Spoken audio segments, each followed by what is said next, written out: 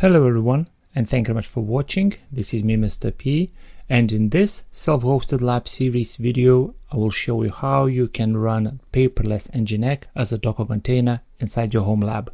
So let's begin. First of all, what is Paperless-ngx? Paperless-ngx is a community-supported open source document management system that transforms your physical documents into a searchable online archive so you can keep, well, less paper.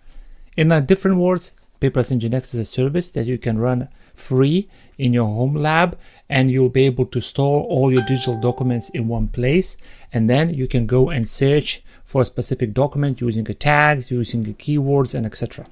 So let's begin. First of all, I would like you to visit my GitHub repository, where you will find a link in the description which will take you to my GitHub repository of the Paperless-ngx service. In here, I detailed roughly each service that will be mentioned in that Docker Compose file and what each service will do. So you can go and check that. Plus, I listed all the options inside the web UI, what exactly it does, and roughly just a short description exactly what each option will allow you to do and configure inside Paperless-ngx. If I scroll all the way up, I will click on this link or choose the docker compose.yml file here. It will open the Docker Compose file that we will use in this video. So we'll just press this a couple of times to make sure it's copied. I do have a Docker Sandbox VM running inside my Galaxy cluster. This is Ubuntu Server 24.04, and I will use that for this demo. You can run this inside the Lexi container if you want, but please note that if you're running inside the Lexi container, you need to run that as privileged if you want to utilize the feature that Paperless-ngx allows you to do, and that feature is called consume. In other words, you will share the folder via SMB, and then you can upload the documents into that shared folder, and Paperless-ngx will automatically consume them, will scan them, and will add them into a database. If you're setting up this inside the Lexi container that is unprivileged, you won't be able to go and set up sambar share. But if you're setting up this in a Lexi container privileged, that will allow you. I'm just using a VM, Ubuntu Server VM. If I'll click on the SSH client, I'm already logged into Docker Sandbox, which is this, and I'm already inside my home directory, and I showing that by running command pwd, which stands for print working directory, and ls-l showing me that total 0. That means there is no files and there is no directories. First thing what I need to do is create a directory, which is going to be called Paperless, and change directory into Paperless. So currently my path to this folder is home Mr. P Paperless. Inside here, I need to create a file called docker-compose.yml, like that, and press enter. And in here, I will paste the content of the Docker Compose file. Like I said, if you'll visit my GitHub repo, you will find explanation exactly which all the services will do. And this is, by the way, the Docker Compose file that I'm using in my main Galaxy cluster. And I just changed a couple of things just to indicate what things you need to change. So first of all, we need to change where the volume Redis data will be located. In my case, I'm just going to go and do like this. We'll put a dot in front and delete all that. This instruction means that the Docker needs to Docker information or Docker data or service data for the service it's called broker will be stored inside current directory inside the directory Redis data. This is what the dot means in front of a slash. So it means current directory, and then look for subdirectory called pg data. And if I scroll all the way down, it's going to be a couple of more here that I need to amend like that. Here we go. All the volumes are mapped. I don't think anything else is remaining to be mapped. Let's have a quick check. No, everything. Tika, Gutenberg don't have any volumes. Web server have 4 volumes, and then DB 1 and Redis data 1. Another thing that you need to change is, depending on your setup, is port 8000. If the port 8000 has been already utilized in your home lab by another service, you need to change port 8000 on the left side to anything that is free, and basically as long as a port is available for you to use. In my case, as there is no other Docker containers running in this Docker Sandbox VM, port 8000 is free, so I can use that. And if you want, you can change the PostgreSDB username PostgreSDB name, username, and a password. I'm just going to leave paperless, and paperless as a default just for this demo. I recommend you to go and do create a more secure passwords, or even better, attach the env file and just store the inventory file or environment file somewhere safe. So that's it. I do hear everything is okay, nothing I need to change on this side. Plus another thing just to mention, depends on, that means that the web server will not start until DB, Broker, Gutenberg, and Tika is running. All these when running, then the web server will start. So I'll just press Ctrl X to close, Y to confirm that I want to save it, and press Enter to confirm. And I do have a file ready. Next thing what I need to do is to make sure that all the directories are created. I can leave the directories to be created automatically by the Docker, but I like to create them myself just to make sure that everything is like created and the actual user ID and user ID, group ID, user ID and user group ID is being assigned. Because if I'll leave that running and folders directories created automatically by Docker, it's going to create under root. I just don't want to do that. I'm just going to create all the directories myself. So first directory will be data, then media, then I want to create export, and then I want to create consume. And I remember there was a couple of more, which are PG data and Redis data. So mkd Redis data and mkd PG data. So currently content of this folder is as follows. I have all the directories, 6 of them, and I have Docker Compose file. To initiate Docker Compose file inside the terminal, you need to write sudo docker space compose dash space docker compose space up dash d. I'm using Docker space compose. That's in the case that I'm running a Docker Compose version 2.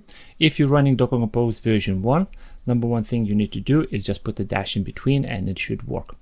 And I'm running sudo because Docker requires the super user permissions, and I can run that with a sudo, or I can run with a user. If I want to add user to a Docker group and allow user to run Docker commands without the sudo, you can do that. Sudo user mod space a capital G Docker Mr. P. In my case, my username is Mr. P, so I'm indicating which group I want this user to be added.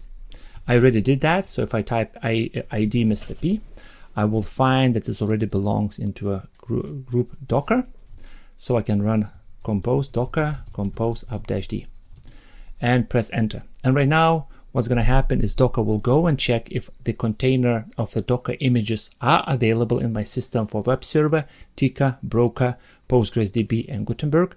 If they are not, it will go automatically and unload them from the provided source. So right now I just need to sit and wait for this to finish. This should take no more than 5 minutes. So it depends on how fast your system is and your broadband speed. But from my testing and my setups of million setups that I already did for the paperless for myself and my friends and a couple other companies, usually takes around 5 minutes or less. So I'll be back when this is finished. When everything is finished, you should see something like this, where it's indicating that I have Paperless-DB is created, Gutenberg, Tika, Broker, and web server are created. Just to double check if everything runs, I can type docker space ps, or if your user is not inside the Docker group, you need to type sudo docker ps. Provide the super password, and here we go. And I can see that all the containers are running. Most important thing that I need to look for are under the status. Under status, it says up 32 seconds, 34 seconds, 54 seconds. Okay, if I run the command again, it's going to refresh. You need to look for this, because if something is wrong with the container, you will see not up to some seconds running, but you will see restart and some sort of the number in the brackets. It might say restarting brackets 2, brackets 3, and etc. That means that Docker is struggling to start this container and keep restarting because there is maybe configuration is wrong with the Docker container, or your Docker Compose file in some way got edited not how it's supposed to. So that's it. Everything is running. I can right now go and access the Docker Compose the paperless, the web UI. One thing I need to do is to find out that IP address of this VM, which is supposed to be somewhere here, and it is 117. Let's open this up and open a new tab and type 192.168.178.117, followed by port number 8000. let's have a look. And here we go. I am inside the dashboard. If you setting up a paperless and you don't see this kind of dashboard on the first load, that means that you initialized the older version of a Paperless-ngx container. To set up the username and a password inside the Paperless-ngx older version of that container, you need to run a couple of commands inside the terminal on the same VM where the Docker container is running. First of all, you need to run docker ps to find out the ID number of the web server container. This is a web server, so ID number is ABCEF7. To access this container, you need to type docker or sudo docker, depending if the user is inside Docker group or not. I will use sudo from now on. So sudo docker exec space .it in interactable terminal. Provide the ID number of the container. In my case, it's ABCE. Usually I add 4 digits or 4 characters of the ID number, because as you can see, the rest of them are unique, starting in unique sequence. But usually I put 3, 4 just to make sure that the docker exec command knows exactly which one to go for. And I'm instructing that once I'm access this container, I want to run bin bash. Press enter. And as you can see, terminal changed to root at, and this is the ID number of the container that I'm right now inside. In this case is the web server. In here, I need to basically type ls and make sure that I have manage.py command. I need to run Python 3 manage.py and then one word create super user. If you run this command, after a couple of seconds of waiting, you will be asked to create the username. As you can see, it's asking me to create the username. So this is how Paperless-ngx users used to be created if you're running older version of the Paperless. Right now, everything is being migrated to UI.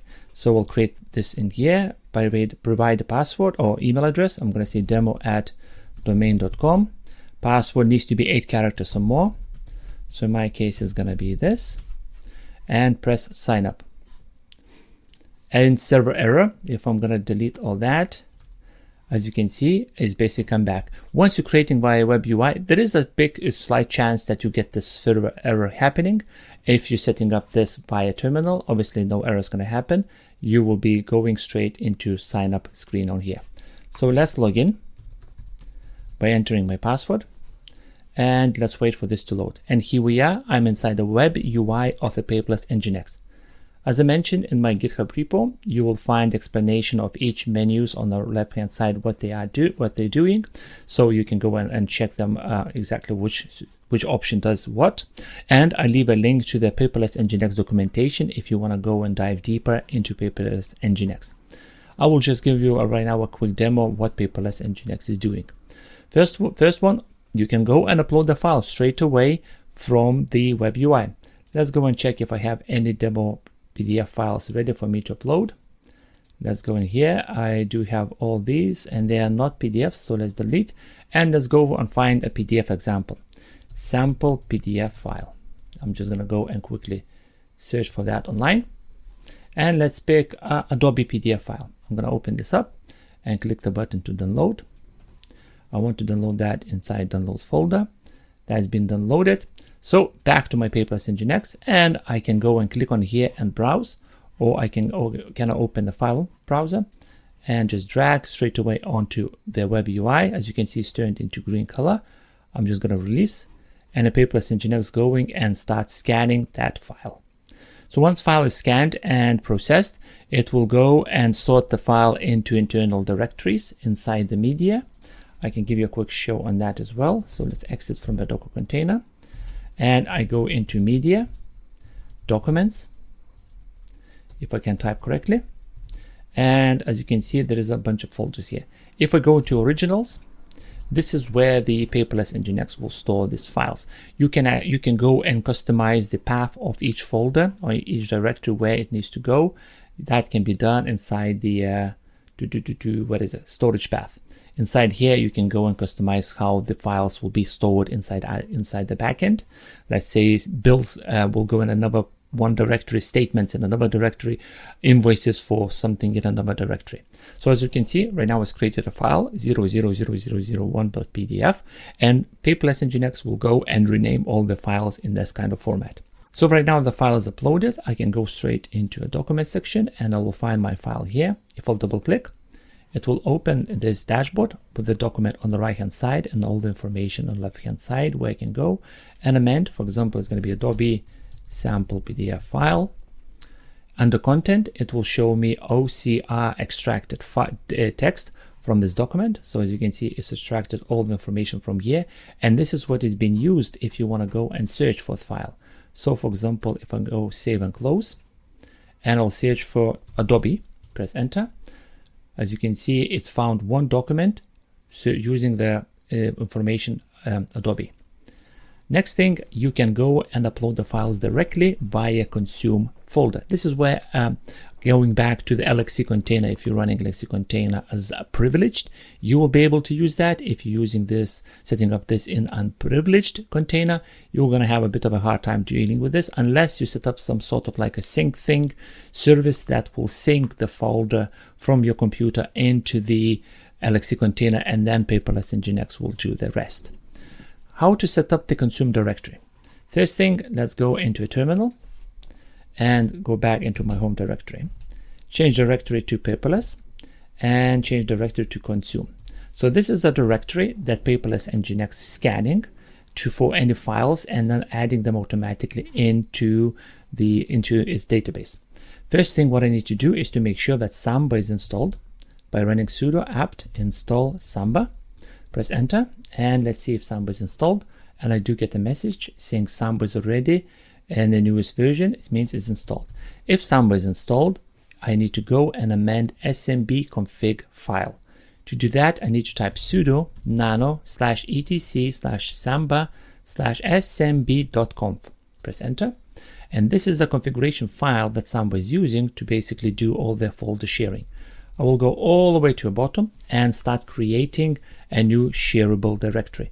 As you can see, this is how the syntax is supposed to look like if I'm sharing the printers, and there is a bunch of more explanation here for you to go and check how Sambar is working. I'm just going to go all the way to the bottom and create a new directory called paperless. Press another square bracket, enter, and press tab. I press tab to indent the line. Ignore if the indentation is different that you see at the top. This indentation still will work fine. First thing, I need to specify which path I want to share via Sambar. I need to type path space equals space and then path, full path to the directory. In my case, it's home, Mr. P, paperless, consume. Next, enter and tab. Is this directory writable? I'm going to say yes, it is writable.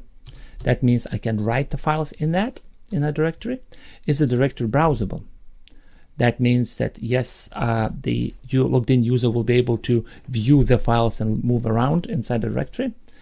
Next is what users can log into this. If you want to go and set up without the users, you can type like this, guest okay equals yes. I will go and instead of allowing guests, I will say valid users equals Mr. P. That means that only Mr. P, user Mr. P, have access to this directory. So writable, browsable, and I can actually go and type guest okay equals no. That's it. So I'm going to press Ctrl X to close, Y to confirm that I want to write, and enter to confirm. Next, I need to go and create the password for my user to use Sambar. You need to do that because of the Windows things, but on the inside the Linux, there is two passwords. There is a Linux password or Linux terminal password. This is the one that you use to log in to a terminal, or every time you're using a command, you need to enter the password that is asking for you super user. And there is another password, which is called Sambar password. I need to change that by running sudo smb passwd space a Mr. P, and it's going to ask me to enter the password for Sambar user. That's it. So added user Mr. P, and just to make sure that the user is activated to use Sambar, I need to type sudo smb passwd space e Mr. P and enabled user Mr. P. That's it. So right now user Mr. P can connect to the Sambar directory. I will go into this file browser under networks. I will click on here at the top and I will type smb:// 192.168.178.117 and press enter. And I do have two folders here showing up. The two folders are because the print and $ is already being automatically created by Sambar, and this is the Sambar directory that I just allowing the Mr. P user to log in. I'm going to double click on that, and already using my username, or let's say if I need to change, I'm just going to change domain work group. You can leave that as it is and then provide the password, and I'm just going to say remember forever. Click connect and allow. So right now I'm inside this directory. Just to make sure that directory is definitely the one that I'm setting up, I can go inside. Let's do this. Let's minimize a couple of windows here. I can go inside this consume directory and create a file, for example, touch123. And on this side, if I'll press F5, touch123, oh, file 123 showed up. If I'll delete that, yes, that's deleted. That's no longer on the left hand side. And on this side, if I'll create a directory 123, on this far side, I can see directory 123. This means that all permissions and everything are working, and I'm just gonna remove recursive directories 123. One thing, please note that if you're connecting to the Sambar directory from Windows side, there is a chance that the files that will be uploaded in this directory, consume directory, won't be accessible via Paperless-ngx. What I mean by that Paperless-ngx won't have permissions to properly consume the directory or consume the files. So what you need to do on the Windows side, if for example on the Windows side you uploaded a file, let's say I am uploaded a file, even if it's a directory, but let's say I'm uploaded a file on the Windows side, and I'll run the command on ls-l onside the Docker container. I will find that it's created by user Mr. P, which then I can check by running command ID Mr. P and seeing that it is Mr. P and it's already added what kind of ID group it belongs to, which is 1000. In your case on Windows side, this might say 193, for example, or 213. If that's what happens, that it is basically creating a different ID number, different path and user group ID than the actual user, what you need to do in this case is you need to go back to the location where the Docker Compose file is located and run nano and open this container by running nano space docker-compose.yml, and where it says web server, you just go here and add users semicolon that ID number that you found and followed by 1000. That means that the user, the group 1000, have a permission to read and write the directories inside the web server, which includes consume, and that ID number that you found when you're setting up or when you're uploading files via Windows. This happened to me twice during all the setups that I did of the paperless, over 20 or so. All the setups that I did so far, it's happened twice. I just decided to mention to you just in case that happens. This is kind of a workaround I used on that system. So we have the consume directory created. Let's remove this directory here. And right now this directory, I can upload any kind of file I want, and it will be checked by Paperless-ngx. So I'll go into a dashboard and let's open this up. As you can see, this is still showing on the bottom right hand corner the previous file that is found consumed. I will go and copy the same file and I will add that file into consume directory. What's going to happen?